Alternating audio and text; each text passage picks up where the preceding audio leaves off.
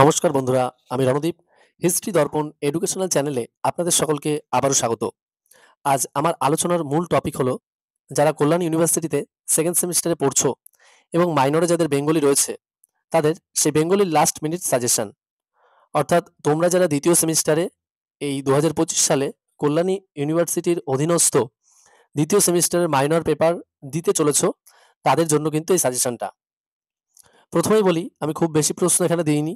তোমরা এর আগেও যারা ভিডিওগুলো দেখেছো তারা জানোই, মাত্র 16টি প্রশ্ন আমি বলবো। এই 16টির বাইরে কোনো প্রশ্ন আসবে না এবং এই 16টির প্রশ্নের মধ্য থেকেই কিন্তু তোমরা 100% সাজেশন পেয়ে যাবে। আর কারো যদি মনে হয় যে আমরা পিডিএফ সংগ্রহ করতে চাই, তাহলে অবশ্যই ডেসক্রিপশনে নাম্বার দেওয়া রয়েছে, তোমরা সেখান থেকে যোগাযোগ করতে পারো, তাহলে কিন্তু তোমরা পিডিএফটা পেয়ে যাবে। আর আরেকটা কথাও বলে দিই, এর মধ্যে কিন্তু শর্ট প্রশ্ন দেওয়া রয়েছে, খুব বেশি না, মাত্র 151টা। হাতে গুনে গুনে শর্ট প্রশ্ন আছে এবং বড় প্রশ্ন মাত্র 16টা। তা এত কথা যেহেতু বললাম, তোমরা নিশ্চয়ই জানো, যেহেতু আমি এর পূর্বেও দুটো ভিডিও এই সংক্রান্ত দিয়েছি। যারা আমার চ্যানেলে নতুন আছো, তারা অবশ্যই চ্যানেলটিকে সাবস্ক্রাইব করে নোটিফিকেশন অন করে রাখবে এবং বন্ধু বান্ধবদের মাঝেও শেয়ার করে দেবে। তাহলে চলো শুরু করা যাক আজকের লাস্ট মিনিট সাজেশন।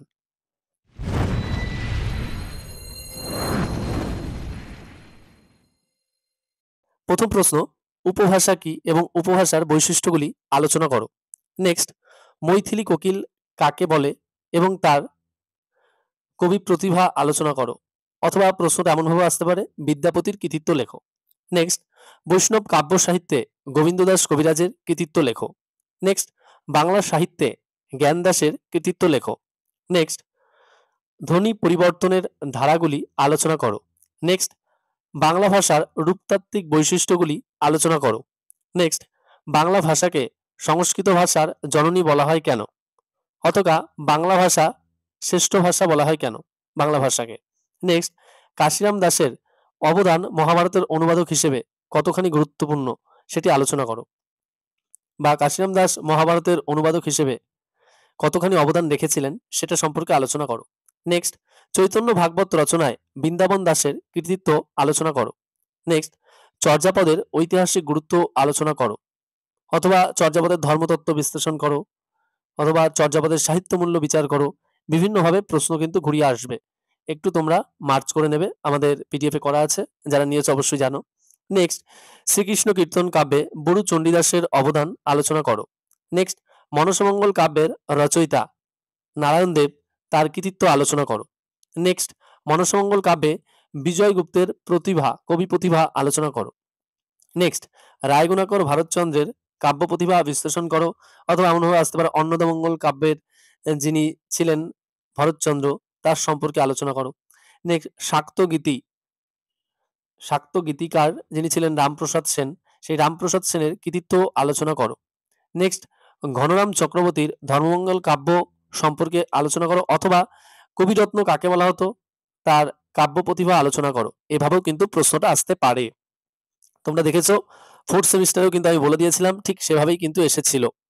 তোমাদের দাদা দিদিরা যারা পরীক্ষা দিয়েছে, যারা সাজেশন দেখে, তারা কিন্তু জানে। আর তোমরাও যদি মনে কোনো সন্দেহ থাকে, অবশ্যই প্রশ্ন এবং ভিডিওটা পাশে চালিয়ে দেখতে পারো। আর যেহেতু তোমাদের মোটামুটি আমি 16টা প্রশ্নই বললাম, এর বাইরে কিন্তু আমি একটা প্রশ্ন বলিনি। আর তোমরা যদি মনে হয় যে পিডিএফটা সংগ্রহ করতে চাও, তাহলে অবশ্যই আমাদের ডেসক্রিপশনে নাম্বার দেওয়া রয়েছে, তোমরা যোগাযোগ করতে পারো। আর যারা নতুন আছো, অবশ্যই কিন্তু চ্যানেলটিকে সাবস্ক্রাইব করে নোটিফিকেশন অন করে রাখবে এবং বন্ধু বান্ধবদের মাঝেও শেয়ার করতে কিন্তু একদম ভুলবে না। আর ভিডিওটি সম্পূর্ণ দেখার জন্য তোমাদের সকলকে অসংখ্য ধন্যবাদ। এভাবে আমাদের পাশে থেকো। আর আরো কি ধরনের ভিডিও দিলে তোমরা আরো বেশি উপকৃত হবে, অবশ্যই কমেন্ট বক্সে কমেন্ট করে জানাবে, তাহলে আমরাও একটু খুশি হব। কারণ তোমরা যদি আমাদের এখান থেকে কমেন্ট পাও, তাহলে আমরা খুব খুশি হই। এজন্যই আমাদের মূলত এগুলো দেওয়া। আর যেহেতু আজকে তোমাদের বলে দিয়েছি প্রথম থেকে যে 16টার বেশি একটা প্রশ্ন দেবো না, তাই তোমাদের সেকেন্ড সেমিস্টার মাইনরে কিন্তু মাত্র 16টি প্রশ্নই দিলাম। আর ভিডিওটি সম্পূর্ণ যেহেতু দেখলে বুঝতেই পারলে, তাহলে আজকের মতো এখানে এইটুকুই। দেখা হচ্ছে পরের ভিডিওতে। সকলে ভালো থাকবেন, সুস্থ থাকবেন। ধন্যবাদ।